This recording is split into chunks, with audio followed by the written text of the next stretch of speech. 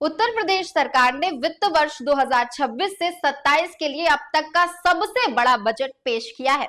कुल बजट का आकार 9.12 लाख करोड़ रुपए है, जो पिछले वर्ष से 12.9% ज्यादा है। इस बजट में सरकार ने युवाओं, महिलाओं, किसानों और बुनियादी ढांचे पर विशेष ध्यान दिया है।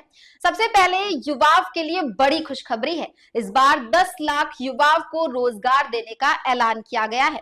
इसके साथ ही पहले से ही 9 लाख से ज्यादा युवाओं को ट्रेनिंग भी दी जा चुकी है और 5 लाख से अधिक युवाओं को विभिन्न कंपनियों में नौकरियां भी मिली है। बेरोजगारी दर घटकर केवल 2.24% रह गई है। इसके अलावा युवाओं के कौशल विकास के लिए टेक युवा समर्थ युवा योजना और एआई मिशन स्थापित किए जाएंगे। अलग अलग जिलों में पीपीपी मोड पर कौशल विकास और जॉब प्लेसमेंट सेंटर बनाए जाएंगे। महिला सशक्तिकरण को भी खास महत्व दिया गया है। बेटियों की शादी के लिए अब 1 लाख रुपए की सहायता और महिला उद्यमिता प्रोत्साहन योजना के तहत महिला उद्यमियों के उत्पादों की बिक्री को बढ़ावा दिया जाएगा। महिलाओं के लिए अलग से कौशल विकास केंद्र बनाए जाएंगे ताकि वो नौकरी या व्यवसाय दोनों में भाग ले सके। किसानों और कृषि क्षेत्र में भी निवेश बढ़ाया गया है। सिंचित क्षेत्र बढ़कर 2.76 करोड़ हेक्टेयर कर दिया गया है और सौर ऊर्जा आधारित नलकूप स्थापित किए जा रहे हैं और अब तक 2815 मेगावाट की सौर ऊर्जा परियोजनाएं पूरी हो चुकी हैं।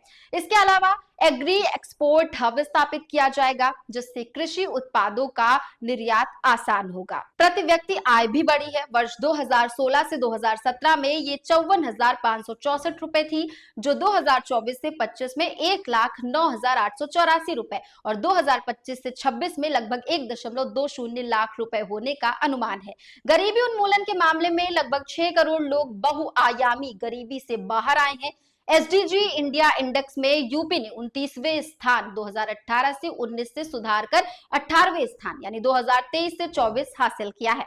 टेक्नोलॉजी और उद्योग क्षेत्र में यूपी अब भारत का सबसे बड़ा मोबाइल फोन विनिर्माण केंद्र बन चुका है, जहां देश के कुल मोबाइल उत्पादन का 65% हिस्सा तैयार होता है। प्रदेश में 55% इलेक्ट्रॉनिक्स कंपोनेंट्स की इकाइयां हैं और इलेक्ट्रॉनिक्स निर्यात 44,744 करोड़ रुपए तक पहुंचा है।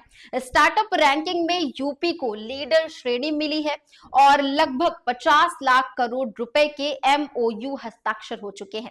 बजट में बुनियादी ढांचे पर भी ध्यान दिया गया है। मजदूरों के लिए लेबर अड्डा बनाया जाएगा। डाटा सुरक्षा के लिए स्टेट डाटा अथॉरिटी और डाटा सेंटर क्लस्टर्स स्थापित होंगे। आर्थिक विकास के लिए सिटी इकोनॉमिक रीजन योजना लाई जा रही है। इसके साथ ही ईज ऑफ डूइंग बिजनेस को बेहतर बनाने के लिए रजिस्ट्रेशन और लाइसेंसिंग प्रक्रिया को सरल किया जाएगा।